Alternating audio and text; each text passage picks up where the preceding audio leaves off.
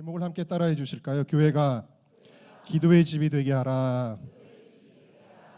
네, 오늘 본문의 내용은 뭐냐면 할례로부터 이제 논쟁이 생기는 거예요. 그리고 할례를 받아야 되냐 말아야 되냐, 뭐 예를 들면 우리가 넥타이를 매야 되냐 말아야 되냐, 뭐 그런 논쟁일 수도 있겠죠.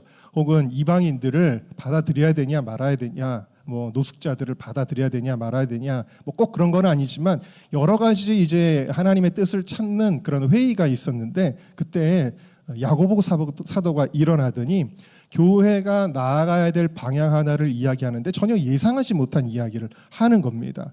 그 내용이 뭐냐면 하나님께서 마지막 때에 일으키기를 원하시는 교회의 모델이 있다라는 거예요.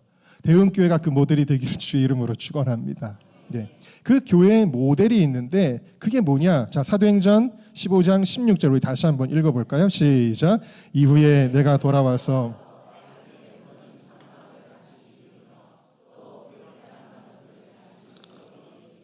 자, 하나님께서 다시 짓겠대요. 무언가를 다시 짓겠대요. 옛날에 있었던 건데 지금은 없다라는 거죠. 근데 그것을 다시 짓겠다라고 말씀을 하시는 거예요. 그게 뭘까 하는 거예요. 그게 다윗의 장막이라고 이야기를 하고 있습니다. 도대체 다윗의 장막 혹시 들어보셨는지 모르겠습니다만 다윗의 장막, 다윗의 텐트죠. 제가 작년에 워싱턴 DC에 가니까 그 국회 앞쪽에 커다란 텐트가 있더라고요. 그 텐트 이름이 데이비드 텐트라고 다윗의 장막인 거예요. 그리고 밤에 갔는데 어느 흑인들이 거기서 찬양하고 예배하면서 나라와 민족을 위해 기도하는, 나라와 민족까지는 아니겠군요. 워낙 거기는 민족이 많으니까 미국이라는 나라를 위해서 또 대통령을 위해서 위정자들을 위해서 기도하는 텐트가 있었어요. 데이비드 텐트라고. 다윗의 장막이라는 게 성경에 나오는데 이 다윗의 장막이 도대체 뭘까요? 구약 시대에는요, 하나님의 임재를 보여주는 것, 중요한 것들이 여러 가지가 있죠. 예를 들면은 하나님의 구름이 이렇게 내려올 때 하나님이 임재하셨구나 이런 걸 느낄 수가 있었고, 근데 하나님이 특별히 이스라엘 민족 가운데 내가 너희와 함께 있어라고 임재의 상징을 선물로 주신 게 있어요. 그게 뭐죠? 그게 아까도 누가 기도하시다가 얘기했나 했는데 법궤입니다. 법궤 안에 하나님의 말씀이 들어있잖아요. 이게 하나님의 임재의 상징입니다. 거기 이제 그룹들이 날개를 하고 있는 모양들이 있고, 그런데 이 법궤, 하나님의 임재의 상징이, 법궤를 가지고 있다라는 것은 하나님이 우리 가운데 지금 계시다라는 것을 보여주고 있는 거거든요. 자, 그런데 이 하나님의 임재는 하나님 앞에 순종하는 자에게 있는 거거든요. 근데 이스라엘 백성이 계속 불순종합니다. 우상 숭배합니다. 어떻게 해요? 하나님이 야, 너희들은 이 하나님의 임재를 가지고 있을 자격이 없어. 그래서 이 하나님의 임재의 상징인 법궤를 빼앗기게 만드십니다. 블레셋에 빼앗깁니다. 그렇게 빼앗긴 게 한 75년 정도 빼앗겼었어요. 그리고 나서 다윗이 왕이 되었습니다. 다윗은 하나님을 사랑하고 하나님을 사모하는 사람이니까 당연히 무엇에 대한 갈망이 있었냐면 이 법궤를 다시 가져와야 돼. 이 법궤는 반드시 되찾아와야 되라는 갈망이 있었습니다. 그런데 너무 마음이 급하다 보니까 하나님의 뜻을 알지 못하고 신본주의적인 방법을 쓰지 않고 인본적인 방법을 쓰죠. 그래서 하나님의 법궤는 이제 그 레위 사람들이 어깨에 메고 채를 껴가지고 그렇게 들고 와야 되는데 소가 끄는 수레에다가 그걸 싣고 가게 됩니다. 그러다가 덜컹거리게 되니까 법궤는 절대 손을 대면 안 되는데 우사가 손을 댔다가 죽기도 하고 이런 우여곡절들이 좀 있었습니다. 근데 이 모든 우여곡절들을 다 지나고 나서 그래, 우리가 좋은 목적을 이루는데도 좋은 방법을 써야, 하나님의 방법을 써야지. 그래서 이제 하나님의 말씀에 순종해서 나중에 이제 법궤를 가져오게 되죠. 다윗이 춤추며 찬양하며 드디어 법궤를 다시 가져오게 되는데 이 법궤를 어디다가 모시게 되냐면 그 성전에다가 모시는 것도 아니고 어디다 모시게 되면 다윗이 자기의 왕궁 뜰에 있는데 뜰의 마당에다가 이 법궤를 모시게 되고 거기에 법궤를 모시는 텐트를 짓게 되는 거예요. 이게 다윗의 장막이라는 거예요. 근데 이 다윗의 장막이라는 거는 그렇게 오랜 시간 동안 있었던 게 아니고 다윗은 하나님께 성전을 짓는 것을 허락받지 못했기 때문에 그의 아들인 솔로몬이 성전을 짓기까지 이 법궤를 자기가 보관하고 있었던 거예요. 그게 한 몇 년 정도 됐냐면 한 40년 정도 됩니다. 그래서 1010년에 솔로몬이 성전을 지은 이후로는 이 다윗의 장막은 존재하지 않아요. 아주 짧은 시간이 있었던 40년의 다윗의 장막, 거기서 이제 하나님께 예배를 드리는데, 하나님이 그 역사 속에 짧은 40년이지만 그 40년 동안에 다윗의 장막을 하나님이 기억하시고, 내가 이제 마지막 때에는 이 다윗의 장막을 다시 회복하기를 원한다 라고 말씀을 하셨습니다. 자, 여러분, 마지막 때에 수많은 교회들이 있는데 왜 하나님은 다윗의 장막을 다시 짓겠다고 하시는 걸까요? 한국 교회도 보면 얼마나 크고 아름다운 교회들 많이 있습니까? 또 유튜브에 유명한 교회들이 있습니다.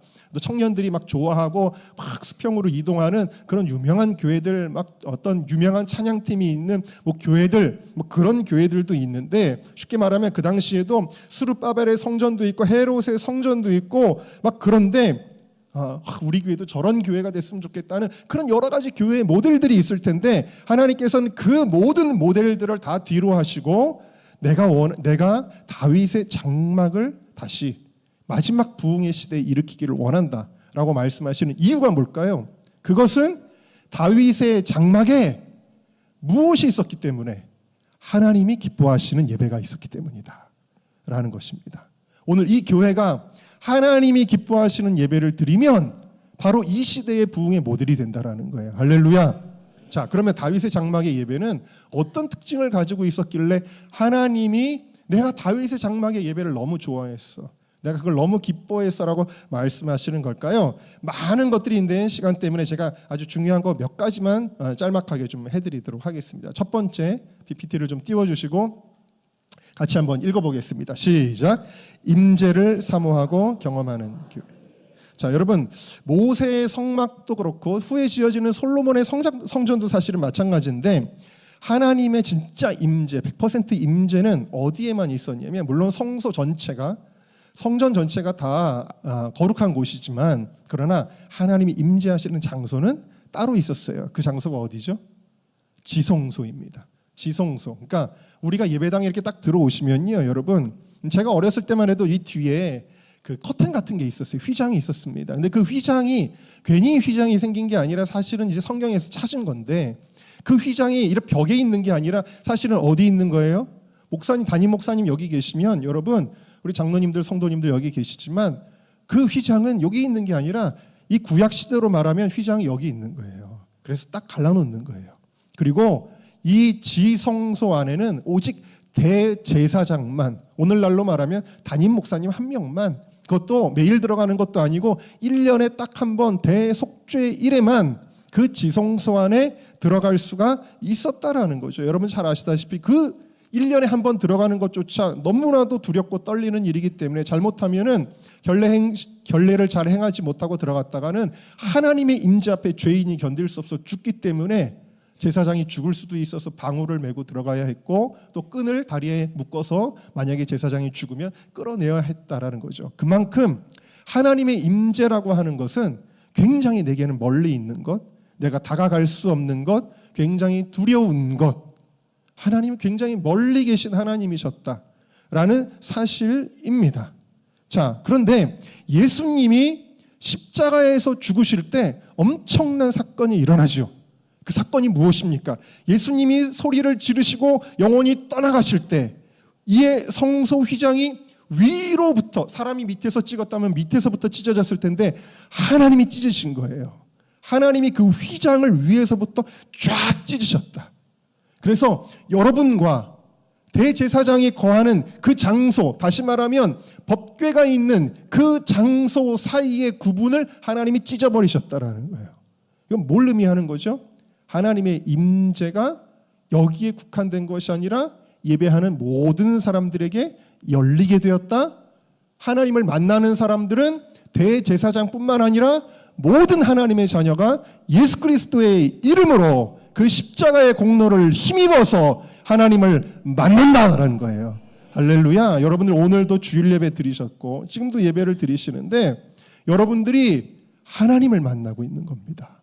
누구의 힘으로? 예수 그리스도의 십자가의 공로로 인하여. 여러분, 이 휘장이 얼마나 두꺼웠는지 아십니까? 해달의 가죽으로 만든 거예요. 아까 소개해 주셨지만 알라스카에는 그 물개 같은 것들, 바다사자 뭐 이런 거 되게 많았거든요. 그 해달의 가죽이 얼마나 질긴지 몰라요. 근데 그것을 손바닥, 장정의 손바닥보다 두꺼운 두께로 만든 게 휘장이었단 말입니다. 도저히 인간의 힘으로 찢을 수가 없는 건데 하나님이 찢어주셔서 오늘 우리가 하나님의 임재를 경험했어. 오늘 예배드리는데 내가 하나님을 만났어. 할렐루야. 여러분, 이거 엄청난 은혜죠. 할렐루야. 자, 그런데 예수님이 오시기 이전인 다윗이잖아요. 근데 이 다윗의 시대에 이미 예수 그리스도의 그 십자가의 공로로 찢어져서 모든 사람들이 임재를 경험할 수 있는 그 임재를 경험하는 예배가 이 다윗의 장막에 있었다라는 거예요. 다윗의 장막에는 구분이 없었다. 다윗의 장막 전체가 지성소였다라는 사실입니다. 대흥교회 전체가 하나님이 임재하시는 지성소가 될 수 있기를 주님의 이름으로 축원합니다. 모세의 성막은 뭘 하는 곳이에요? 사람들이 자기의 죄값을 뒤집어 씌우기 위해 짐승을 가져오면 제사장들이 칼로 죽입니다.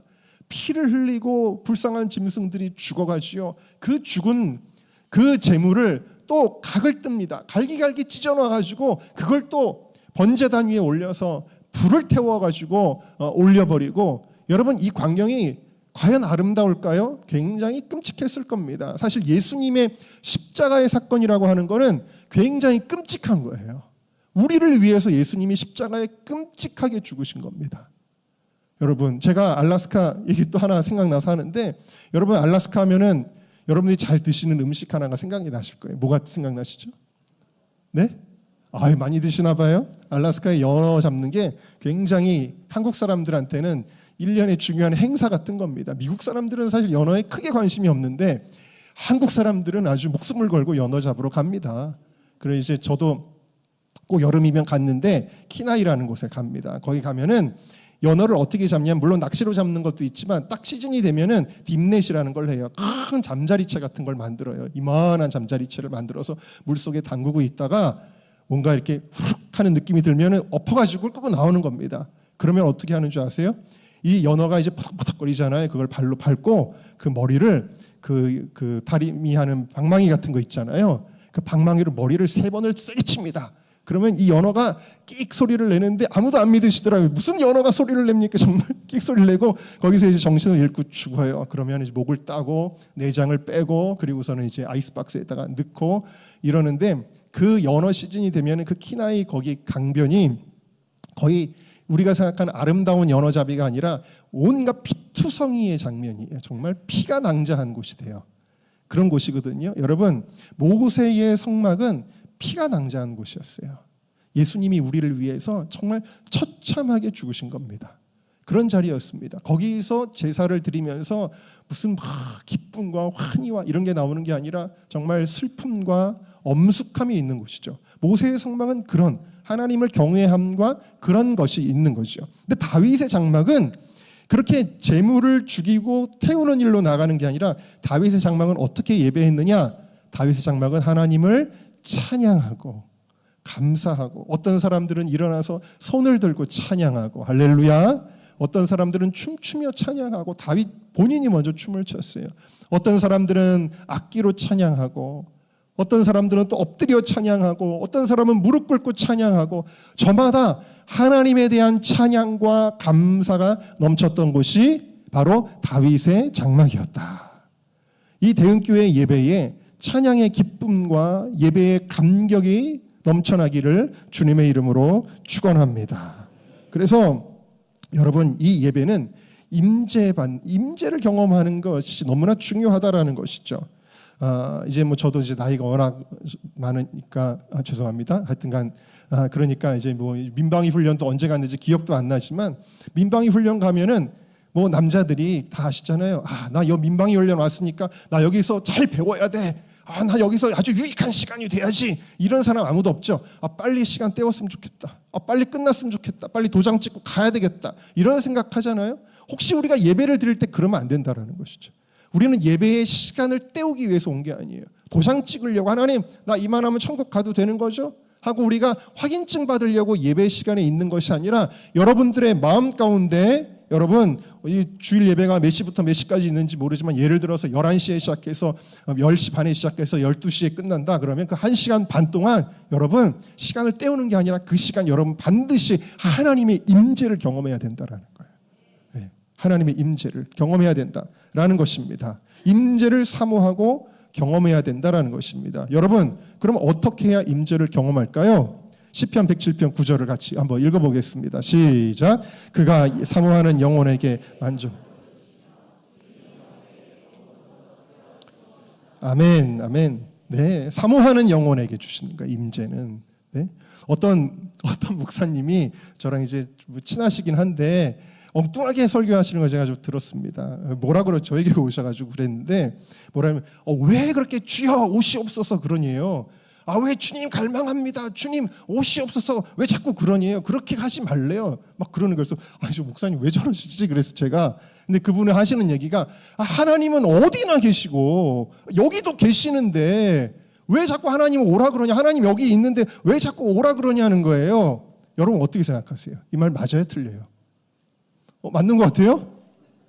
여러분 조금 어려운 단어지만 제가 멋있게 한번 표현해 볼게요. 여러분 하나님은 어디에나 존재하시지만 어디에나 임재하시지는 않습니다. 여러분 하나님은 어디에나 존재하세요. 여러분들이 지금 여기 예배하고 있지만 세상 사람들 어디서 뭐 하고 있는지 저마다의 자리에 있잖아요. 어떤 사람은 학생들 게임 PC방에서 게임하고 있을 수도 있고 어떤 사람은 또 어디 낚시가 있을 수도 있고 어떤 사람은 쇼핑하고 있을 수도 있고 저마다 다른 일을 하고 있잖아요. 근데 하나님 거기 계실까요? 안 계실까요? 하나님 계세요. 하나님 없는 곳이 없으세요. 그러나 여러분 하나님이 거기서 임재하시지는 않는 거예요.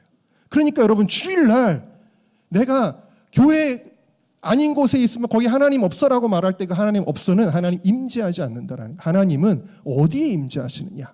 사모하는 자들에게, 예배하는 자들에게, 나를 간절히 찾는 자들에게 하나님은 임재하시는 줄로 믿습니다. 저희 사모는 저희 부부는 굉장히 결혼 늦게 했는데 저희 아내는 예수 믿는 사람이라고는 씨가 없는 집에 그 집안에서 표현하기를 저 예수쟁이 목사한테 시집 간댄다 잘 가라 그런 이제 집안이었습니다.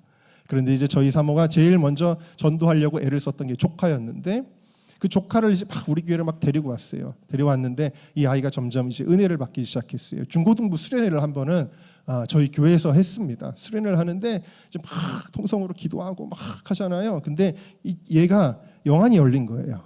영안이 열려가지고 손이 보이는데 이제 끝나고 나서 이제 이모한테 얘기를 하는 거예요. 손이 보였는데 손이 보였다는 거예요. 그래서 무슨 손인데? 근데 직관적으로 알겠더래요. 예수님 손이라는 거예요. 예수님 손. 그래서 저희 아내가 사모가 걔 이름이 원익이거든. 원익아 너는 정말 좋겠다. 왜? 그랬더니 너는 예수님 손도 보이고 왜냐하면 저희 집사람 아직까지 환상을 본 적이 없거든요. 그러니까 너는 예수님 손도 보이고 너무 좋겠다. 그랬더니 이 원익이가 뭐라 그러냐면 나는 아니야. 나는 이모가 부러운데 왜? 그랬더니 그 손이 이모 안아줬어. 그러는 거예요. 네. 왜냐하면 저희 사모가 굉장히 어렵고 힘든 시간들이었어요. 저희 사모가. 근데 그 힘든 시간에 누구도 위로해 주지 않잖아요. 성도님들도 솔직히 그 속은 모르잖아요. 근데 예수님께서 손으로 안아주셨다라는 거예요. 그거를 듣고는 저희 사모가 눈물을 흘리면서 막 감사했던 그런 기억이 있습니다. 여러분 우리 눈에는 보이지 않지만 여러분 믿으셔야 돼요. 주님의 손이 지금도 여러분들 덮고 계시는 거예요. 지금도 만지고 계시다라는 거예요. 우리의 예배 오늘 예배위원 선심 예배네요. 제가 아주 제대로 온 것 같고 제대로 말씀을 한 것 같은데 여러분 예배에 우리 눈에 보이지 않아도 주님이 우리를 덮고 계시다. 특별히 사모하는 자들에게 지금도 사모하는 사람들이 막 있을 거예요. 주님이 지금 여러분들을 만지고 계시는 거예요. 이 예화조차도 내가 지금 너를 안고 있어. 내가 지금 너를 만지고 있어. 라고 저기 신림동에서 온 어느 교단도 다른 목사를 통해서 여러분들에게 지금 말씀하시는 거예요. 믿습니까? 저희 형님 얘기도 좀 할게요. 저희 작은 형님은 저 화양교회라고 하여튼간 좀 요즘에 많이 유튜브에도 보시면 막 그런 이제 형님이 계시는데 그 형님이 지금 목회를 잘하고 계시지만 어렸을 때부터 정말 주님을 사모했어요. 뭐 중학교 때도 막 하루 6시간씩 성전에서 기도하고 그랬어요. 형님이. 그렇게 기도하고 그랬는데 이제 군대를 갔습니다. 군대를 갔는데 훈련병인데 수요 예배 시간인데 연병장에서 계속 얼차리만 주면서 굴리면서 교회를 보낼 생각을 안 하는 거예요. 조교가 교관이 안 하는 거예요. 교회 가고 싶은데 막 그랬습니다. 그런데 계속 얼차례가 그치지 않습니다. 여름이었는데 땀으로 온 몸이 다 젖었습니다. 그런데 그렇게 완전히 그냥 떼굴떼굴 먼지에 다 굴려놓고는 그리고 나서 교관이 생각이 났는지 교회 갈 사람 손들어 그러더래요. 그런데 지금 다들 땀을 막 흘리고 먼지에 막 뒤집어 쓰고 그런데 누가 그 상태로 교회를 갑자기 가고 싶겠어요. 그러니까 사람이 평소에 교회 가던 애들도 빨리 가서 쉬고 싶고 씻고 싶고 막 이런 겁니다. 그런데 저희 형님은 너무 예배 드리고 싶고 할렐루야 너무 찬송하고 싶고 너무 기도하고 싶어서 손을 들었습니다. 겨우 몇 명이 손을 들었대요.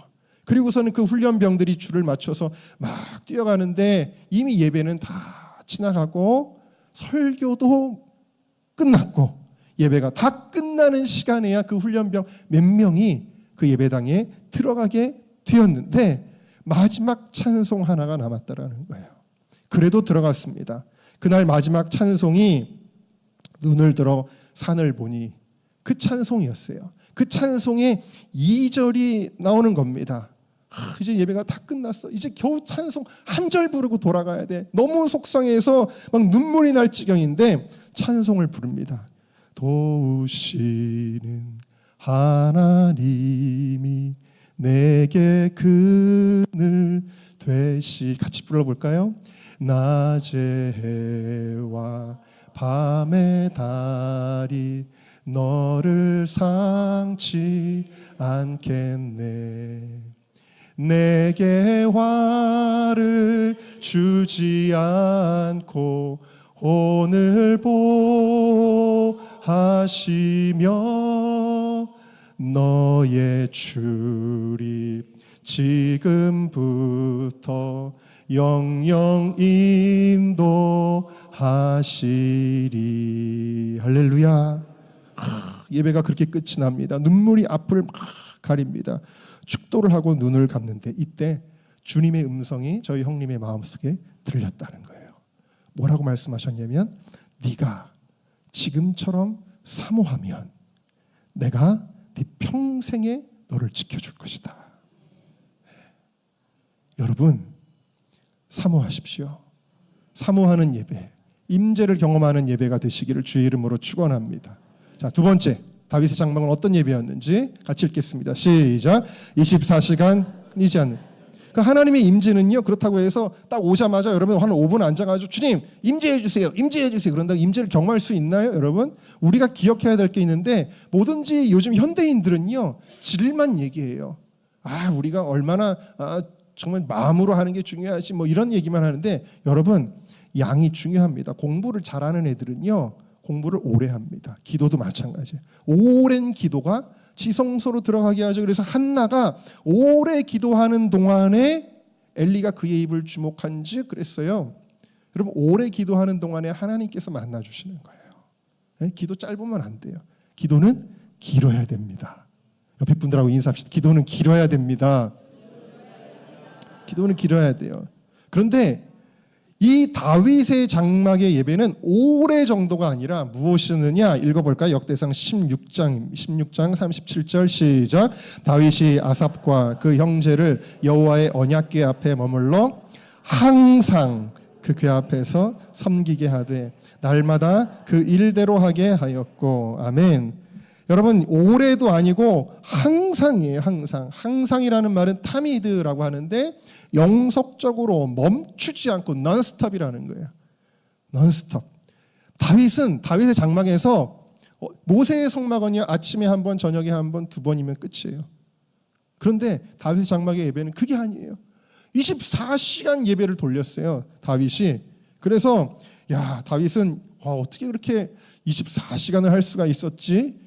근데 아까 목사님하고 목사님은 어떻게 목회를 시작하시게 됐습니까? 그랬더니 목사님이 24시간 예배드리다가 그때 또 하나님이 자꾸 콜링하셔가지고 더 이제 이렇게 목회를 하시게 됐다는 얘기를 하시는데 아무튼간에 다윗은 왜 24시간의 아이디어를 갖게 되어 24시간 365일의 아이디어를 갖게 되었을까? 어떤 인간적인 의욕, 어떤 보여주기 위해서 하나님 우리가 집 끊이지 않고 하고 있습니다. 뭐 이런 거 그런 것이 아닙니다. 다윗은요.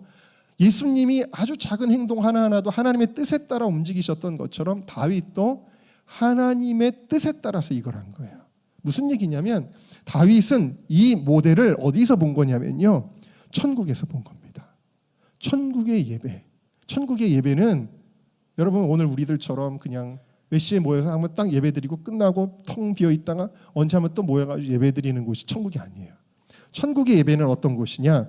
요한계시록 4장과 5장에는 천국의 예배를 보여주고 있는데 그 중에서 4장 8절만 한번 읽어보도록 하겠습니다. 시작. 내 생물은 각각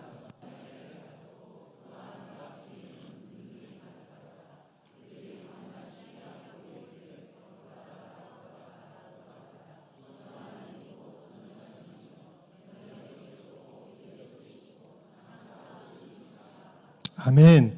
자, 여러분 내 생물과 24 장로들과 하나님의 백성들이 찬양과 영광을 올려드립니다. 그런데 언제 모였죠? 언제가 아니라 밤낮 쉬지 않고 예배가 계속되는 곳이 천국인 줄로 믿습니다. 네.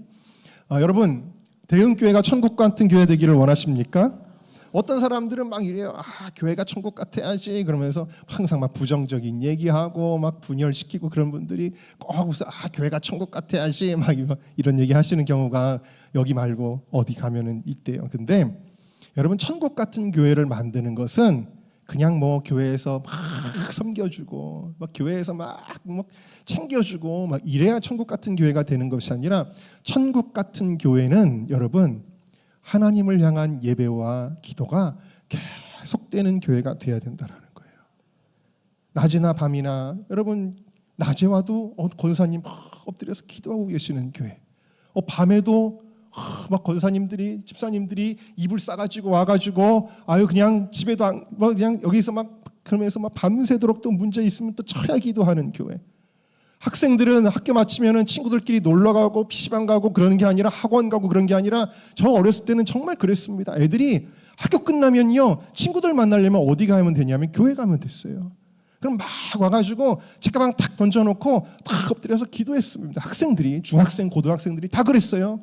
그리고 그때는 전도사님들이 뭘 만들어놨냐면 또 기도 노트라는 걸 만들어놔가지고 거기다가 또 기도하면서 또 받은 은혜를 막 쓰고 그래가지고 기도 노트에 학생들이 막 이렇게 방명록 같이 막 써져 있었어요. 여러분 이런 교회가 된다면 천국 같은 교회 되는 것입니다. 왜? 천국은 그렇게 하기 때문이라는 것이죠. 그러면 너무너무 행복한 교회가 된다라는 것입니다. 그래서 이런 교회를 만들기 위해 다윗의 장막에서 일할 사람들을 세우는데 레위 사람들, 이 당시 레위 사람들이요, 여러분 요즘의 신학생들이 교회에서 섬겨봐야 뭐 교회에서는 사례비 많이 안 주니까 교회가 무슨 재정이 있어요. 근데 뭐 아르바이트 뛰면은 아르바이트는 더 짭짤하니까 요즘 신학생들이요, 여러분. 아니 교회 사역을 안 하고 아르바이트를 하는 애들이 너무 많다는 거예요. 이 한국 교회가 진짜 이건 정말 회개해야 될 일 중에 하나죠, 사실은.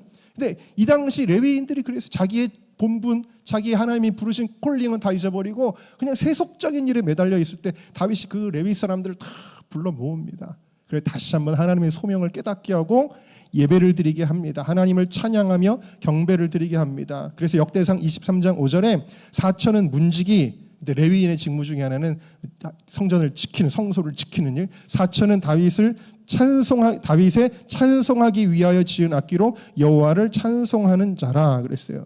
무려 다윗 때 레위 사람들 중 30세 이상 된 남자들의 수요가 3만 8천 명인데 그 중에 무려 4천 명을 성가대로 조직을 했어요. 다윗은. 그래가지고 이거를 3교대를 돌렸습니다. 그래서 24시간 하나님 예배하는 게 이 다윗의 장막에서 끊이지 않았다. 근데 이게 놀라운 역사를 가져옵니다. 왜냐하면 시편 22편 3절에 보면 이스라엘의 찬송 중에 계시는 주여 그랬거든요. 무슨 얘기예요? 우리가 예배할 때 하나님 임재하시는데 다윗은 그런 생각을 한 거죠. 우리가 예배하면 하나님이 임재하신다. 우리가 24시간 예배할 때 하나님 이 나라 24시간 돌봐주신다. 이 믿음을 가진 거예요. 그리고 실제로 다윗의 시대는 이스라엘의 역사상 가장 강성한 시기였다라는 겁니다. 지금 이스라엘은 물론 이스라엘이 강한 면도 있지만 얼마나 주변국들로부터 많은 핍박을 받고, 여러분 우리나라 언론들조차도 이스라엘에 대해서는 다 부정적으로 보도하고 막 그러지 않습니까? 이스라엘은 고난이 많죠. 약하죠. 그런데 여러분 이스라엘 사람들한테 물어봅니다. 우리나라 사람들한테 당신이 가장 존경하는 대통령은 역사상 누구였습니까? 라고 물어보면 저마다 뭐 정치 성향에 따라 다르게 대답할 텐데, 이스라엘 사람들도 좌파가 있고 우파가 있어요. 그런데 공통적으로 가장 위대한 왕을 누구로 기억하느냐? 다윗으로 기억해요. 이스라엘의 국기에는 다윗의 별이 그려져 있어요. 이 가장 하나님께 축복받았던 나라, 축복받았던 시기, 할렐루야, 예배할 때 있었다라는 거예요. 여러분 교회도 마찬가지겠죠. 하나님이 부어주시는 은혜를 누리려면 무슨 24시간 여러분 무슨 뭘 짜가지고 하라는 얘기가 아니라 그 정신을 우리가 가지고 해야 된다는 거예요. 예배당은 그냥 닫혀 있는 곳이 아니라 항상 기도하는 자들이 끊이지 않고 와서 예배하고 찬양하고 엎드려 기도하는 곳이 되어야 될 줄로 믿습니다. 네. 그렇다고 해서 여러분 우리가 24시간 어떤 신드롬에 빠져서 꼭 이걸 해야 된다 뭐 그런 게 아니에요. 물론 저도 이제 뭐 재작년에 저는 이제 청년들하고 홀리위크라고 하는 행사를 매년 합니다. 그래서 광장, 서울 광장에서도 하고 뭐 부산, 광주, 대구 막 이렇게 다니면서 막 하고 그러는데, 제가 이제 의료 사고를 당해서 휠체어 타고 다닐 때 우리 교회에서라도 하자 그래서 50시간을 한 적이 있어요. 50시간 할 때 뭐 어떤 청년은요 정말 깜짝 놀랐습니다. 이름도 생각한 태근이라는 형제가 있는데, 그 형제는 50시간 동안 한 자리에서 움직이죠. 화장실방 갔다 오고 빵 몇 개 먹고 두유 몇 개 먹고 50시간 동안 앉아서 예배드린 청년도 있었어요. 근데 우리가 꼭 그렇게 하라는 게 아니에요. 그렇게 하라는 게 아니라 여러분 다윗의 24시간은 여러분들이 잘 이해하셔야 됩니다. 목표가 아니라 결과였다라는 거예요. 무슨 얘기냐면 청년들이 연애를 합니다. 연애를 하는데 전화통화를 해요. 전화통화를 한 밤 10시부터 시작했어요.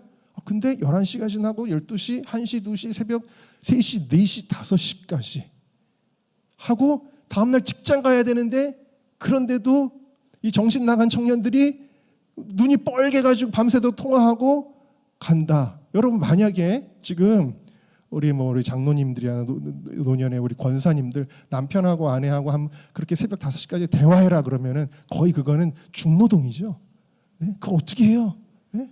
못하죠. 근데 지금 막 썸 타고 막 지금 연애 시작하는 청년들은 될까요? 안 될까요?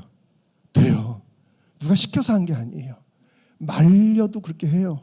왜 그럴까요? 그 사랑의 결과기 때문에 그래요. 여러분 이게 목표로 우리 내일 새벽 4시까지는 우리 통화해야 돼. 그래야 찐이야. 그래야 찐 사랑이야. 이게 아니라 여러분 사랑하니까 벌써 시간이 이렇게 됐네. 여러분들의 기도가 오늘 목사님이 갑자기 왜 그러시지? 갑자기 우리 또 오늘 2시간 기도를 하라 그러시네. 그 시계를 계속 봅니다. 이 겨우 기도 오래 한 것 같은데 겨우 10분 지났어. 어떻게 이거 나머지 어떻게 채우지? 이게 아니라 여러분 은혜가 충만할 때, 여러분 주님을 향한 사랑이 뜨거울 때, 나 잠깐 기도한 것 같은데 눈 떠보니까 1시간이 지나고 이런 적 있어요, 없어요? 왜 있은 분들이 왜 조금밖에 없어요? 예? 여러분 주님을 사랑하는 교회 되시기를 주의 이름으로 축원합니다.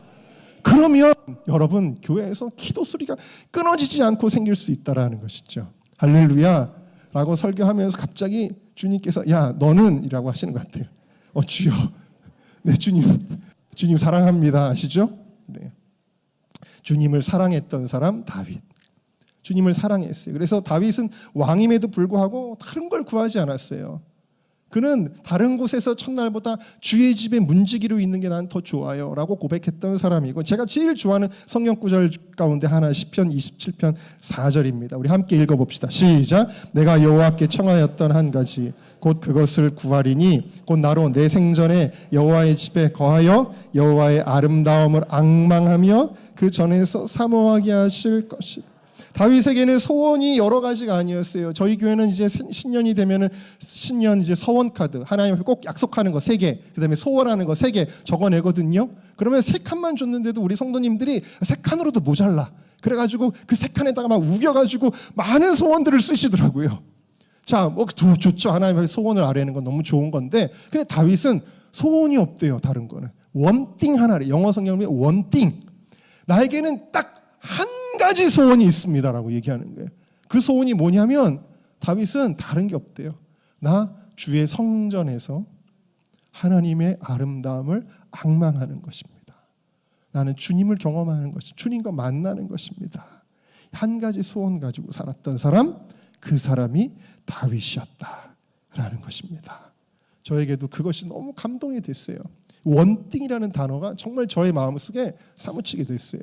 그래서 누가복음인가 보니까 마르다와 마리아가 예수님 오셨을 때 막 밥하는 것 때문에 막 싸웠잖아요. 여선교회에 꼭 그런 일들, 대형교회는 없지만 저희 교회도 그럴 때 있어요. 목사님, 저 혼자 밥하고 있잖아요. 뭐 하시는 거예요? 봐서 빨리 야단치세요. 막 이러거든요, 저한테. 성경에 나오는 얘기가 왜 우리 교회에서 참 재현되고 있지? 막 이럴 때가 있습니다. 네? 근데 예수님 뭐라 그러셨어요? 한 가지면 족하다. 한 가지. 근데 마르다는 그 좋은 편을 택하였다 라고 말씀하시잖아요. 예수님께서는 반찬 많이 하지 말고 그냥 나랑 더 친하게 지내자, 그렇게 말씀하신 거예요. 여러분, 원띵의 사모함이 여러분들 가운데 있기를 주님의 이름으로 축원합니다. 자, 세 번째 같이 읽습니다. 시작. 그럼에도 불구하고 예수님, 근데 우리가 막 이렇게 예배 드린다고 해서 예수님 빠진 예배, 십자가가 빠진 예배, 우리 청년들이 혹시 있으면 잘 들어야 돼요. 저는 이제 청년 사역하기 때문에 이런 얘기 자주 하는데, 자꾸 무슨 부흥을 우리가 사모합니다 그러면요, 제일 먼저 뭘 떠올리냐면은 요즘 유명한 찬양팀들 떠올려요. 뭐 맛땡땡, 뭐 제이땡땡, 위로땡, 뭐 이런 찬양팀. 야, 우리도 유튜브 파고 우리도 무슨 워십 만들고 그래가지고 우리도 멋있게 찍고 막 이런 것만 신경 써요. 그거 부흥의 본질이 아니에요, 여러분. 그런 건 부흥의 본질이 아닙니다. 어떤 정말 음악적인 흥분, 그냥 내 마음의 감성을 움직이는, 요즘 찬양도 그런 거 문제 많아요. 여러분, 찬송가가 사실 좋은 거예요. 제가 이제 사실 오늘 부르려고 하는 찬양 불렀더니 여기 모르신다 그래서 찬송가 중심의 교회가 있는데, 저는 청년 사역하니까 복음성가 물론 많이 부르지만 찬송가가 되게 좋아요. 찬송가는 우리의 신앙을 세워줘요. 신앙을 세워주거든요. 근데 복음성가도 좋은 게 많은데 요즘 복음성가 중에 그냥 인간의 감성만 자극하는 거, 주님 오늘 하루 너무 힘들었습니다, 주님 저 마음 알아주세요, 뭐 이런 찬양 되게 많거든요. 감성을 자극하는 찬양, 그런 거 되게 많은데, 여러분, 우리의 예배가 아무리 역동적이고 아무리 손들고 뛰면서 찬양하며 막 부르면서 찬양할지라도 절대 인간의 흥분으로 가서는 안 된다. 거기에는 십자가가 중심이 되어야 한다라는 거예요. 십자가가 중심이 되어야 한다. 다윗의 장막에서는 예배하는 자들에게 떡과 건포도를 나눠줬는데, 이것은 예수님이 기념하라 하신 떡과 포도주를 가리키는 거예요. 이 다윗의 장막의 예배는 그냥 음악으로만 가득 찬 예배가 아니라 예수님이 계셔서 음악으로 예수님을 높여드리는 예배였다는 것입니다. 예수님을 높여드리는 예배라는 것입니다. 어디를 가든지 여러분, 주님의 십자가를 잊어버리지 마시기를 주님의 이름으로 축원합니다. 제가 언젠가 시골에 이제 제가 아는 목사님이 부흥회를 해달라 그래서 거기를 이제 갔는데, 숙소에 가니까 숙소가 거기는 이제 워낙 시골이라서 이제 좀 그런 이제 좀 약간 좀 그런 이제 뭐죠? 사람들이 좀 죄 많이 짓는 그런 숙소예요. 그러니까 내가 뭐 거룩하게 이제 부흥회를 인도해야 되는데 여기는 지금 막 그런 사람들 막 오는 숙소란 말입니다. 그래서 주여 막 기도를 하는데, 그때도 생각나요. 주님의 십자가만 생각나는 거예요. 그래서 제가 그때 또 저는 어디 가나 십자가를 잘 만들거든요. 그래서 그날도 이렇게 젓가락으로 십자가를 만들어서 벽에다 딱 붙여놓고 거기서 이제 준비기도 하는 겁니다. 붕괴하기 전에 막 이러고 그랬었어요. 여러분, 우리의 마음속에 십자가가 빠지면 안 돼요. 여러분들의 가슴에 십자가가 있어, 예배에 십자가가 있어야 될 줄로 믿습니다. 네, 요즘에 그래서 찬양팀들이 너무 연예인 같고 카메라만 많고 막 그런데, 여러분 다른 거에 열광하지 마세요. 유튜브에서 다른 교회 목사님 설교 보지 마세요. 오직 담임 목사님 설교만 들으세요. 막 너무 막 다른 교회 무슨 찬양팀 어디 가려고 그러고 막 그러지 마세요. 그러지 말고 그냥 이 재단에서, 하나님이 나를 부르신 이 재단에서 주님의 십자가 바라보면서 여러분 그렇게 신앙생활 하시기를 바랍니다. 안희숙 여사란 분 아시죠? 죽으면 죽으리다라는 책을 쓰시고 영화로도 만들어졌는데, 이분이 일본 국회에 가서 하나님이 회개하지 않으면 유황불로 심판하실 것입니다 했다가 평양 형무소에서 6년 동안 온갖 고문을 당하신 그런 분이십니다. 그렇게 온갖 고통과 고문, 정신적 고통을 이겨내며 6년을 견뎠는데 어떻게 그걸 이겨낼 수 있었냐라고 나중에 인터뷰를 하니까 이 안희숙 여사가 이렇게 고백을 했습니다. 여러분, 저는 평양 감옥에 있으면서 배가 고파서 운 적 없습니다. 고문이 너무 아파서 운 적도 없습니다. 아무리 추워도 주님 앞에 춥다고 눈물을 흘린 적도 없습니다. 그런데 제가 6년 동안 자주 눈물을 흘리곤 했습니다. 나를 위해 죽은 주님의 십자가를 그리며 그것을 생각할 때 나는 울고 또 울었습니다. 그렇게 고백했어요. 여러분, 우리 대흥교회가 하나님의 임재를 사모하고 중심으로 드리는 예배, 정말 밤이고 낮이고 예배하는 자들, 기도하는 자들이 끊이지 않는 교회, 그럼에도 불구하고 예수님 중심으로 예배하는 그런 재단 되시기를 주님의 이름으로 축원합니다. 제가 지금 감을 못 잡아가지고 시간이 엄청 많이 지나간 것 같은데 제가 설교를 이 원고를 지금 막 스킵하면서 빨리 하도록 하겠습니다. 그래서 이 다윗의 솔로몬의 성전이 세워질 때 다윗의 장막의 이 역동적인 기능과 모세의 성막의 하나님을 경외함의 예배의 그 기능이 합쳐져서 솔로몬의 성전으로 들어갔습니다. 그래서 역대하 8장을 보니까 모세의 성막에 번제의 기능이 있었고 다윗의 장막에 찬양의 기능이 14절에 보면 쭉 나오죠. 다윗의 정규를 따라서 제사장들이 순서를 정해서 계속 릴레이로 이렇게 찬양을 했다라는 거예요. 그런데 이게 이제 성전의 본질이 되는 거거든요. 교회의 본질. 근데 시간이 지나니까, 문제는 시간이 지나는 거예요. 그렇게 신앙생활 잘하던 청년이 얼마 전에 제가 한 몇 년 만에 만났는데 신앙생활이 다 떨어졌어요. 그래가지고 얘가 왜 이렇게 됐나. 이렇게 오래 지나니까 성전이 본질을 잃어버리는 겁니다. 그래서 마태복음 21장에 그 유명한 예수님이 성전을 정화하는 사건이 일어납니다.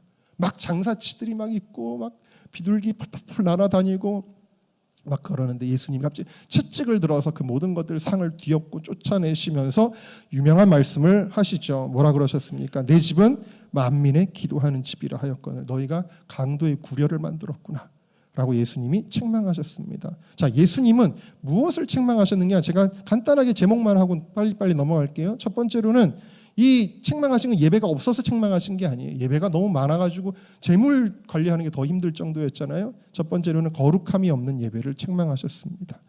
레위인들은 민수기 8장 18장에 어떤 직무가 있냐면 외인들로부터 성소를 거룩하게 지키는 직무가 있는데 성소 안에서 온갖 사기와 쟁투가 난무했습니다. 여러분, 교회 안에 세속적인 것들 들어올 때, 예배 안에 세속적인 것들 들어올 때 주님 진노하신다라는 거예요. 제가 한번 그 주례를 할 때 제가 좋아했던, 어렸을 때 이제 들국화 노래를 되게 좋아했거든요. 그래서 매일 그대와라는 노래 되게 좋아했어가지고 제가 주례하기 전에 매일 그대와 한 소절을 딱 불렀더니 엄청 우리 교인들이 열광을 막 하는 거예요. 근데 그 열광하는 거 보면서 제가 후회를 했어요. 물론 교회는 아니지만 후회를 했어요. 후회를 해서 왜 그러냐면 교인들이 이렇게 세속적인 걸 이렇게 좋아하나? 찬양을 불러도 가만히 있던 교인들이 내가 매일 그대와를 부르니까 이렇게 열광을 하나? 여러분, 사람 마음속에 세속적인 걸 좋아하는 일이 심리가 있는 거예요. 그래서 여러분, 교회 안에 이런 거 들어오면 안 된다. 교회 안에 들어오지 않게 우리가 거룩하게, 예배는요 전도랑 달라요. 전도는 우리가 그들과 어울리기 위해서 때로는 여러 가지 우리가 그들과 함께하는 게 있지만 예배는 포커스가 하나님이에요. 저희 감리교단에도 이거 설교 인터넷에 나가면 딱 알아채실 텐데 저랑도 아시는 분.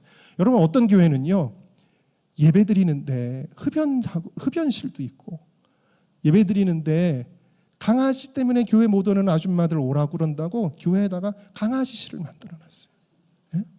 그러면서 그분은 가는 곳마다 그 설교를 해요. 한국교회가 깨어나야 된다 그러면서 강아지 드리고 담배 피게 하는 게 한국교회 깨어나는 건가요? 그게 세속주의고 그게 인본주의라는 거예요. 인간의 방법으로 뭘 해보겠다. 목적의 선에도 방법도 하나님의 방법대로 해야죠. 예배는 인간이 대상이 아니에요. 예배는 하나님이십니다. 하나님이 보시기에 거룩한 예배를 드리도록 해야 되는데 거룩함이 없는 예배였다. 두 번째로는 형식적인, 요거 성경 구절 요거 하고 갈까요? 20편 25편 14절 보면 여호와의 친밀하심이 어떤 사람들에게 있다고요? 그러니까 여러분,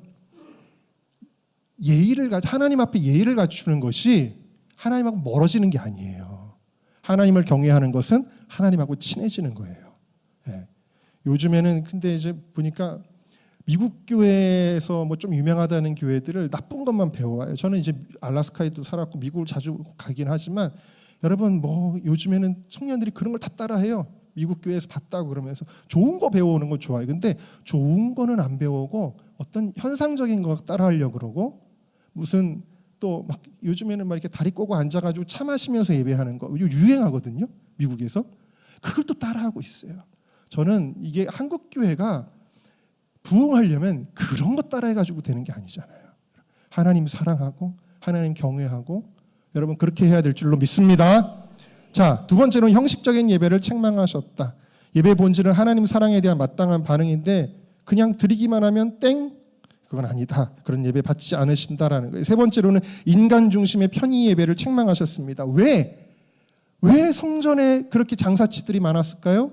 원래 신명기 14장에 보면은 너무 멀리서 오는 사람들은 소를 끌고 오기가 힘들잖아요. 부산에서 서울까지 소 끌고 올 수 있어요? 안 되잖아요. 그래서 성경이 어떻게 허락했냐면 신명기 14장에 보면은 멀리서 오는 사람들은 돈 가지고 와라. 돈 가져와서 성전 앞에서 사가지고 그걸로 제물로 해서 해도 된다라고 했단 말입니다. 그랬더니 이 말씀을 악용하는 거예요. 누가? 이거 편하네.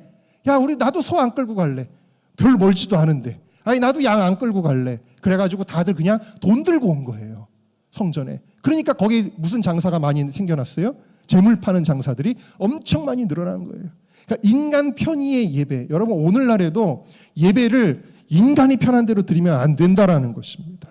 더 간단하게 예배 드리고 제가 알래스카 얘기했는데 여름이 되면 갑자기 교인들이 야외 예배 목사님 주일날에는 우리 키나이 가서 예배 드리고 거기서 연어 잡읍시다. 인간이 위주로 되는 예배하면 안 된다라는 거예요. 그런 거 하면 안 된다라는 것입니다. 네.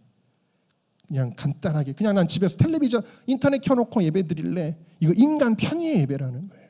물론 아프신 분들 어쩔 수 없지만 그런 거 아니라 사지가 멀쩡한데 왜 소파에 앉아서 유튜브로 예배를 드리냐고요. 인간 편의 예배라는 것입니다. 여러분 그래서 인간 중심의 예배가 아니라 가치 있는 예배를 드려요. 다니엘은 자기가 죽을 걸 알고도 하루 3번 창문을 열어놓고 나 잡아가시오 하는 거죠. 거의 가치 있는 예배를 드렸다. 하나님은 영이시니 예배하는 자가 신령과 진정으로 예배할지니라. 할렐루야. 자, 그래서 예수님이 채찍으로 막 뒤엎으십니다. 뒤엎으셔요. 그리고 예수님의 메시지는 뭐예요? 교회가 기도의 집이 돼야 된다라는 거예요.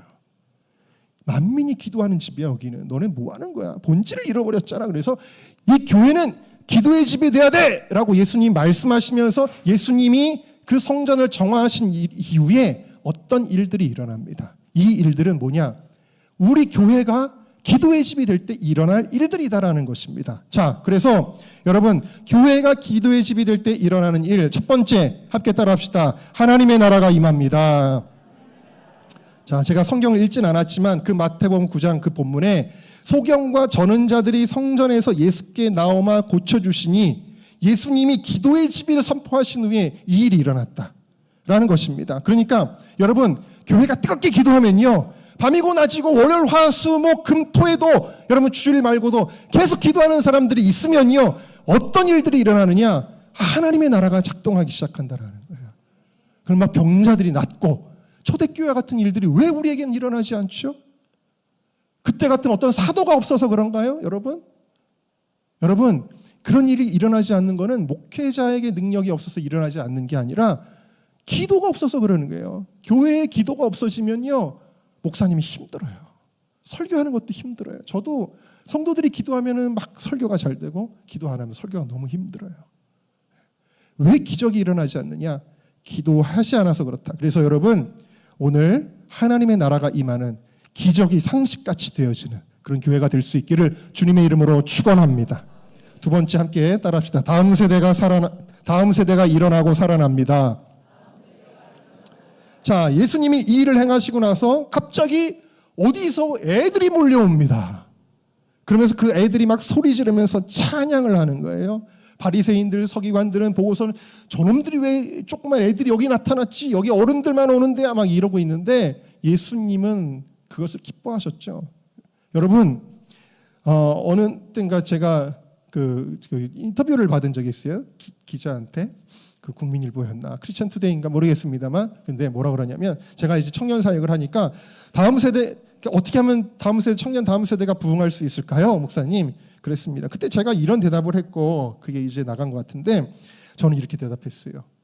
다음 세대가 좋아하는 것에 집중하지 말고, 다시 말하면 애들 좋아하는 거 프로그램 만들어 주려고 그러고 애들 좋아하는 피자 먹이려고 그러고 떡볶이 사줘가지고 애들 끌으려고 하면 물론 필요합니다만 그걸로 하려고 그러지 말고 하나님이 이 다음 세대를 통해서 원하시는 것이 무엇인가, 거기에 집중을 해야 된다. 애들을 예배자로 키워야 된다라는 것이죠. 네. 그래서 여러분, 그 일이 근데 어떻게 일어나느냐? 어른들의 기도가 뒷받침이 돼야 된다라는 거예요. 우리 주일학교 예산 더 필요합니다. 예산 가지고 될 일 같으면은 여러분 그게 제일 쉽죠. 여러분 돈으로 되면 제일 쉽죠. 예산 가지고 되는 게 아니에요. 예산으로 되는 게 아니라 성도들의 기도로 되는 거예요. 교회가 계속 기도가 돌아가면 주일학교가 부흥합니다. 중고등부가 부흥합니다. 그런 은혜가 있기를 주님의 이름으로 축원합니다. 자, 세 번. 그래서 사실 저희 교회 얘기는 안 하겠습니다. 네, 세 번째. 자, 영혼을 구원하는, 한번 따라합시다. 시작. 영혼을 구원하는 교회가 됩니다. 여러분, 헤롯의 성전은 솔로몬의 성전보다도 3배가 컸대요. 미식축구장 경기장 한 3개, 4개 크기였대요. 어마어마하게 컸는데 거기에는 여러 가지 구조 자체가 특이한 구조가 되는데 이방인의 뜰이 있어요. 이방인의 뜰이라는 건 뭐예요? 이방인들이 거기까지만 갈 수 있어요. 그 다음에는 이스라엘 여자들이 들어갈 수 있는 공간이 있어요. 그 다음에는 이스라엘의 남자들이 갈 수 있는 데가 있고 마지막에는 제사장만 들어가는 지성소가 있었다라는 것이죠. 자, 여러분, 성전을 하나님께서 이 교회를 주실 때 이스라엘의 남자들만 위해서 주셨을까요? 아니죠. 자, 그런데 이 헤롯의 성전은 어떤 특권을 가진 사람들만의 예배자리였다라는 거예요. 그리고 이제 그 사람들 위주로 하다 보니까 나중에는 이방인의 뜰은 그나마 이방인들이 예배하는 곳이었는데 그 이방인의 뜰에다가 뭘 만들어놨냐면 장사꾼들이 노점상을 하게 해줬어요. 그래서 이 혼란이 일어난 거예요. 예수님께서 굉장히 화가 나신 부분이 이거였어요. 그나마 이방인들이 예배하는 곳인데 너희네들은 그 이방인들이 예배하는 곳조차도 예배할 수 없게, 여러분 생각을 해보세요. 여기 지금 강아지가 들어가서 돌아다니면 우리 예배가 되겠어요? 근데 막 소가 울고 비둘기들이 퍼덕퍼덕거리는 곳에서 이방인들 예배를 어떻게 드려요? 예수님이 화가 나신 거예요. 그래서 다 뒤엎어버린 거예요. 누구를 생각하셔서? 이방인들을 생각하셔서. 이건 우리에게 시사하는 바가 있습니다. 우리가 예배 드릴 때 우리끼리 예배가 돼서는 안 된다는 거예요. 우리의 관심이 항상 하나님 나 은혜 받고 나 잘 되게 해주세요. 우리 자식 잘 되게 해주세요. 여기에만 있는 예배는 하나님 기뻐하지 않는다라는 거예요. 우리의 관심이 영혼 구원에 있어야 될 줄로 믿습니다. 우리끼리 예배드리고 우리끼리 복받고 그게 뭐야? 여러분, 우리는 저기 지금 수많은 사람들 죽어가는 영혼들, 특별히 다음 세대에 방황하는 청소년들, 청년들에게 어떻게 하면 우리가 복음을 전할 수 있을까? 여러분, 이게 그래서 예수님 뭐라 그러시는 거예요? 그냥 기도의 집이 아니에요. 내 집은 만민의 기도하는 집이다. 모든 사람들이 다 와야 되는 곳이다. 예수님의 관심은 모든 사람들이 다 와야 된다라는 것입니다. 할렐루야. 네, 그래서 영혼 예배를 통해 일어나야 하는 우리끼리가 아니라 영혼 구원으로 주님의 소원을 이루어드리는 교회가 되시기를 주님의 이름으로 축원합니다. 네, 마지막 4번째입니다. 시작. 다시 오실 예수님의 길을 예배합니다. 이때 아이들이 불렀던 노래는 호산나 다윗의 자손이여입니다. 예수님이 성전에 예루살렘 성에 입성하실 때 호산나 다윗의 자손이여. 근데 이 노래는 마지막에 언제 또 불리느냐? 마태복음 23장 39절에 찬송하리로다 주의 이름으로 오시는 이여 할 때까지 나를 보지 못하리라. 이 말씀 뭐냐면 마지막에 유대인들이 하나님 앞에 돌아와서 호산나 다윗의 자손 예수여, 그 찬양을 불렀던 쪽이 다시 하나님께로 돌아와서 찬송하리로다 주의 이름으로 오시는 이여 할 때 예수님 오신다라는 거거든요. 바루카바 바셴 아도나이. 예수님 오실 때 유대인들도 하나님 앞에 돌아오는 찬양을 부르는. 그래서 이 찬양은 종말론적인 찬양이에요. 다시 오실 예수님의 길을 예비하는 찬양이에요. 무슨 얘기냐면 교회가 기도로 깨어 있으면 어떻게 되느냐? 나의 처세에 집중하는 것이 아니라 종말론적으로 깨어 있는 교회가 되어진다. 잠들어 있을 수가 없다. 그래서 종말적인 신앙이 선포되고 복음과 부흥의 역사가 일어나게 되어지는 줄로 믿습니다. 할렐루야. 저는 사실 청년 사역을 중점적으로 많이 해왔지만 이제 목회도 하면서 기도의 집에 대한 비전을 받은 거예요. 기도의 집이 만들고 싶다. 그래서 정말 밤이고 낮이고 나라와 민족을 위해서, 다음 세대를 위해서, 위정자를 위해서, 북한을 위해서 계속 기도하는 걸로도 특화된, 모든 교회가 다 기도의 집이지만 우리 교회는 좀 더 그런 교회가 되고 싶다라는 그런 부르심이 제 안에 있었어요. 아주 오래전부터, 청년 때부터 그 부르심이 있었습니다. 그래서 그런 센터를 하나 만들어야 되겠다. 역세권에다 만들어야지 뭐 이랬는데 어떤 기도의 집에 대한 강의를 하러 오신 목사님이 저희 교회를 보시더니, 저희 교회는 서울이지만 산속에 있거든요. 그래서니 기도의 집은 이런 데다 해야 되는데 그러셔가지고 그때 발상에 전환을 하고, 그 다음에 저희가 이제 막 준비를 해가지고 제가 2019년도에 은정교회는 앞으로 기도의 집이 될 것입니다 선포하자마자 하나님이 길을 열어주시는 게 아니라 큰 일이 교회에 생겼어요. 무슨 일이 생겼냐면은 교회가 강제 수용되는 거예요. 서울시에서 우리 교회를 하여튼 여러 가지 설명하면 어려운데 그냥 우리 교회가 이제 공원 부지로 들어가는 거예요. 우리는 쫓겨나야 되는, 보상금 얼마 받지도 못하고. 그래가지고 우리 장로님들, 권사님들 하염없이 눈물을 흘리면서 우리가 이 신앙생활을 했던, 청년 때부터 신앙생활했던 이 교회를 이제 두고 어디를 가나 막 그랬습니다. 그래서 그때 제가 비상기도회라는 거를 선포했죠. 비상기도회는 이머전시의 비상일 뿐만 아니라 날아간다는 뜻으로 한자를 바꿨어요. 그래가지고 성도들과 함께 그때부터 비상기도회를 시작해서, 사실은 저희 교회가 지금까지도 여러 가지 길 문제, 다른 문제도 이제 있어서 지난주에 308주차 이제 비상기도회 지금까지도 하고 있는데, 저희 교회 그 어려웠던 순간 그 이야기 영상을 좀 마지막으로 여러분들이 보여드리고 말씀을 좀 마치도록 하겠습니다. 네.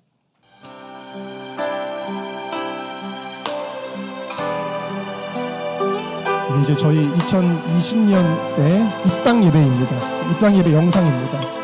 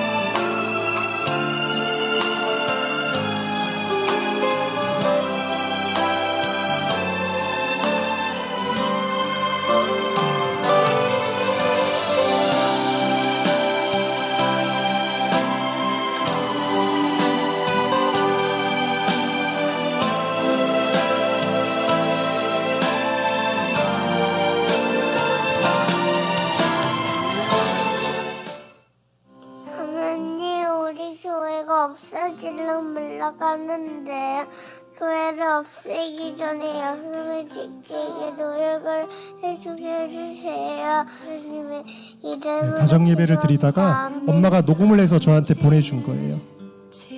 그리고 우리 성도님들이 기도 제목을 다 이렇게 쪽지에다가 써서 이 우리 교회의 운명이 정말 나일강에 띄어진 갈대 상자 같은 위기였기 때문에 그 갈대 상자를 만들어서 거기다 우리 성도들의 기도 제목을 다 이렇게 넣습니다.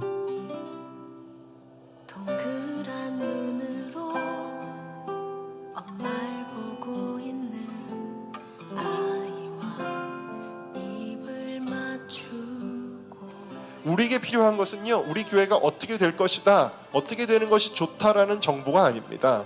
우리에게 필요한 건 정보가 아니라 믿음입니다. 어떤 믿음이냐? 하나님께서는 은정교회를 향한 놀라운 계획을 가지고 계시며 그것을 위해 지금도 일하고 계시며 반드시 성취하실 것이다. 모세가 타고 있는 갈대상자, 돛도 없고 키도 없지만 하나님이 바람을 잡고 물결을 잡아서 조종하고 계시는 것입니다. 그 손에 너의 삶을 맡긴다. 너의 삶의 창조인 너를 이끄시는 주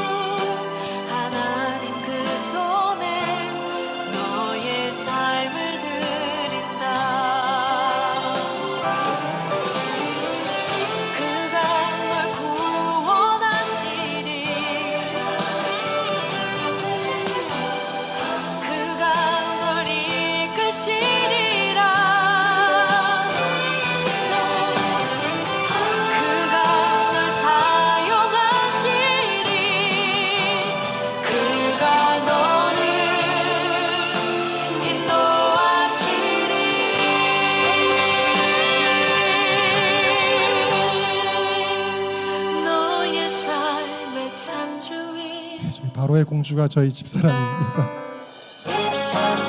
너의 삶의 창조인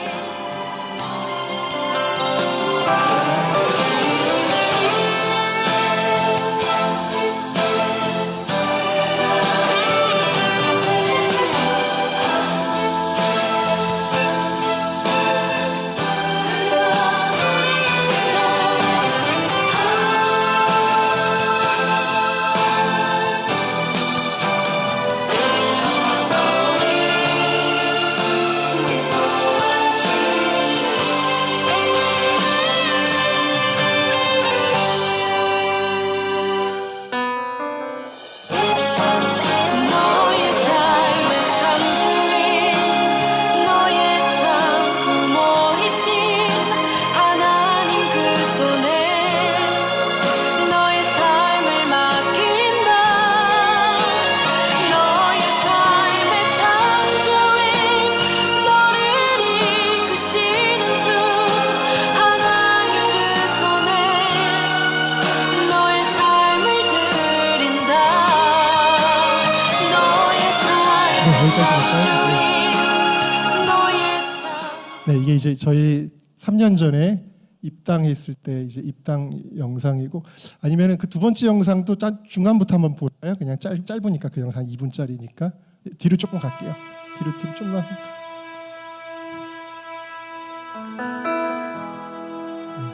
뒤로 좀만 뒤로 갑시다. 네.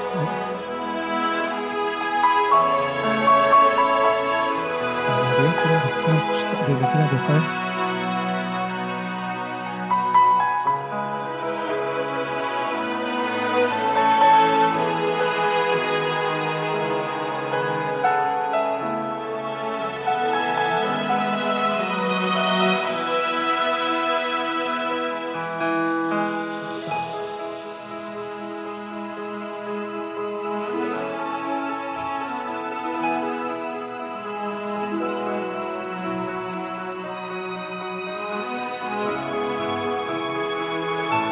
몇 년 전에 기도의 집을 시작해야 되겠다라는 마음을 갖게 되었습니다. 그걸 선포하자마자 교회에 큰 시련을 주셨습니다. 우리 교회가 여기서 쫓겨나는 것이었습니다. 공사 시작하려고 했던 그 3년 전에 공사를 시작한 게 아니라 기도를 시작했습니다. 그 기도를 3년을 했습니다. 그리고 3년 만에 하나님께서 이 건물을 새로 짓게 하시고 지금은 우리 기도의 집을 섬기는 스태프들이 생기고 또 예배자들이 생기고 이제 첫 건물을 하나님이 시작하게 하셨는데 이게 무엇을 통해 가능했느냐? 하나님이 그렇게 말씀하시는 거예요. 기도의 집을 프로그램 가지고 세우지 말아라. 기도의 집을 재정 가지고 세우지 말아라. 기도의 집을 건물로 세우려고 하지 마라. 기도의 집은 기도로 세우는 것이다. 사실 제가 되게 안 좋아하는 게 남의 교회 가서 자기 교회 막 이런 거 보여주는 거 되게 안 좋아하는데 오해가 없으시길 바라고 네, 무슨 말씀을 드리려고 하는 거냐면 사실은 이렇게 또 보니까 요즘 교회가 또 잘 되나 보다라고 생각하실지 모르는데 저희 교회가 이제 또 두 번째 시련을 맞았어요.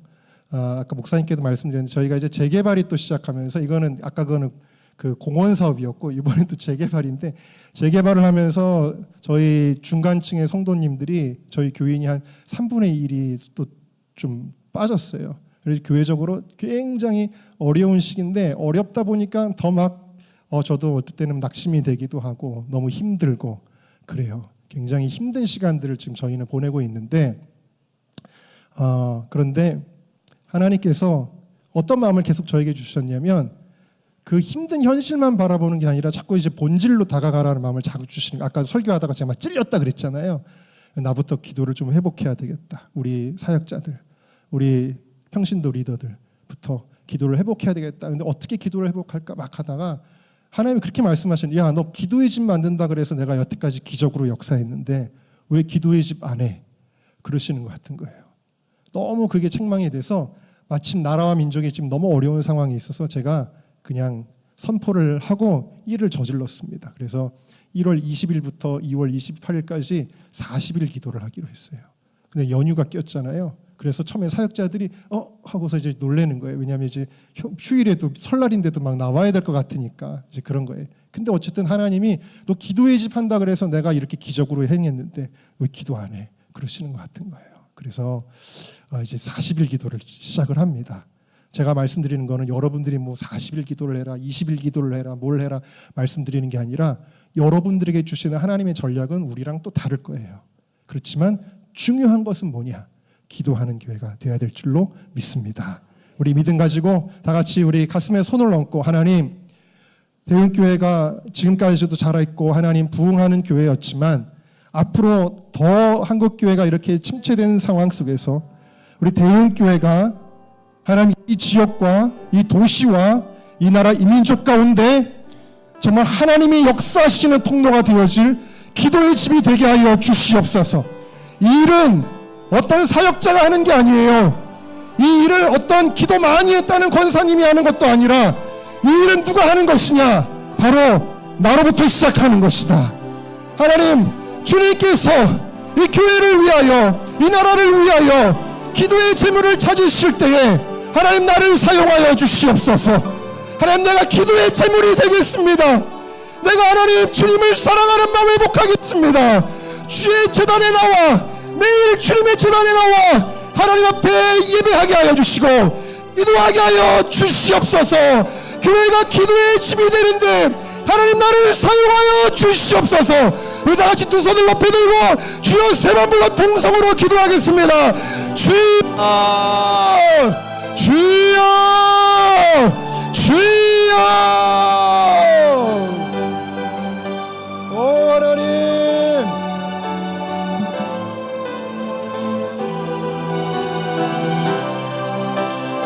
하나님, 우리의 잠든 영혼을 깨워주시는 하나님을 찬양합니다.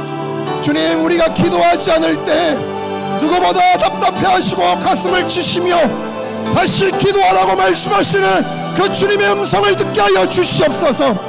너는 내게 부르짖으라, 너는 내게 부르짖으라, 너는 내게 부르짖으라. 내가 내게 응답하겠고 크고 비밀한 일을 보이리라. 하나님께서 이 교회를 통해 하실 일들이 있기 때문에 오늘 이러한 말씀을 주신 줄로 믿습니다. 하나님, 하나님, 이 좋은 교회, 하나님이 선택하신 교회, 주님께서 세우신 이 교회가 기도의 집의 모델이 되게 하여 주시고 한국교회의 모델이 되게 하여 주시옵소서. 주님, 살아있는 예배가 세워지게 하여 주시고 이곳에 다윗의 장막이 회복되는 놀라운 역사가 하나님 일어나게 하여 주시옵소서. 주님, 주님, 감사합니다. 하나님, 오늘 우리와 함께 하시는 그 주님을 찬양합니다. 주님, 도우소서, 역사하여 주시옵소서. 주님이 하셨습니다. 주님이 하고 계십니다. 주님이 하실 것입니다. 감사하며 예수님의 이름으로 기도하옵나이다. 하나님, 감사합니다. 하나님이 이 대흥교회를 아주 특별하게 여기심을 느낄 수 있습니다. 하나님께서 오늘 이 메시지를 이 신년 초에 주신 것은 하나님의 놀라운 계획이 있기 때문인 것을 느낄 수 있습니다. 하나님, 대흥교회는 대한민국을 이끌고 갈 교회가 될 것입니다. 이 대흥교회는 저 북한 땅을 향해서 생수의 강을 흘려보내며 열방을 살릴 교회가 될 것을 믿음으로 선포합니다. 하나님, 이 교회가 기도의 집의 모델이 될 것입니다. 하나님, 모든 성도들의 기도가 더욱 깨어날 것입니다. 나로부터 그 일이 시작될 것입니다. 하나님과의 그 친밀함과 사랑을 회복하게 하여 주시고 새벽 기도에도 부흥이 일어나게 하여 주시고 저녁 예배에도 부흥이 일어나게 하여 주시고 철야 예배에 온 성도들이 모여 하나님 앞에 부르짖음으로 영적 진동이 이곳에서 일어나게 하여 주시옵소서. 하나님, 주일학교 학생들도 나와서 예배하게 하여 주시고 청년들이 자신의 삶을 새벽이슬같이 드려서 하나님 교회를 기도의 집으로 세우는데 헌신하게 하여 주시고 모든 어린아이부터 노인에 이르기까지 하나님 모든 어르신들에 이르기까지 이 교회가 하나님의 임재를 경험하는 제단이 될 줄로 믿습니다.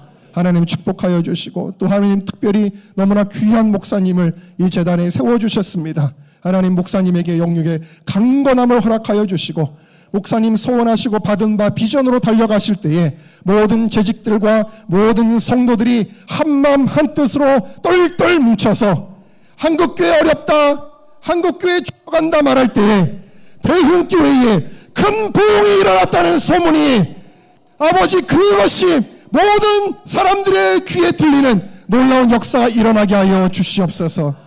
하나님, 이 일은 그냥 우리가 아무것도 안 해서 되는 것이 아니라 희생이 필요한 줄로 믿습니다. 우리 자신을 기도의 제물로 받아 주시옵소서. 감사하며 예수님의 이름으로 기도하옵나이다. 아멘. 우리 하나님께 찬양과 영광의 박수 올려드립니다. 할렐루야.